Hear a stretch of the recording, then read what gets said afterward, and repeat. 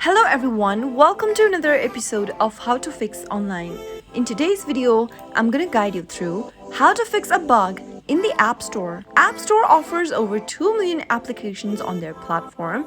Despite being the authentic and popular store for iPhone and other Apple devices, it still might have bugs and glitches issues. If you're not being able to download an application or update your application from your App Store, then there is a high possibility that your App Store has been infected by a bug. Watch the video till the end and don't forget to subscribe to our channel by hitting that subscribe button and press the notification bell icon so that you'll never miss another upcoming upload from us. Now, if you want to fix the issue for yourself, then the first thing to do is to check your internet connection. Turn on your Wi-Fi or your cellular data and make sure to use the stable internet connection for your device. Once you have the stable internet connected, restart your App Store and iPhone. In order to restart your App Store, swipe upwards from the bottom to open the recent app menu. Now, swipe up by holding the app and you'll be able to force close any application that way.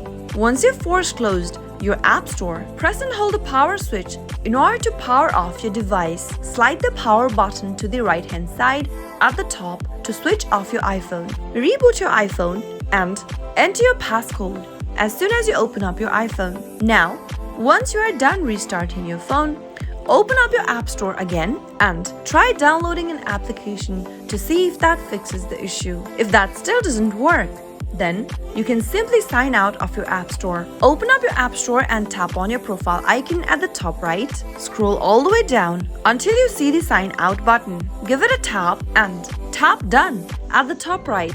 Soon after you do that, you'll be able to sign out of your App Store. Now, sign in back again by hitting the profile icon at the top right one more time from the main home page. Enter your Apple ID and then your password in the text box at the top and tap on sign in. Soon after you do that, you'll be able to sign in to your App Store back again.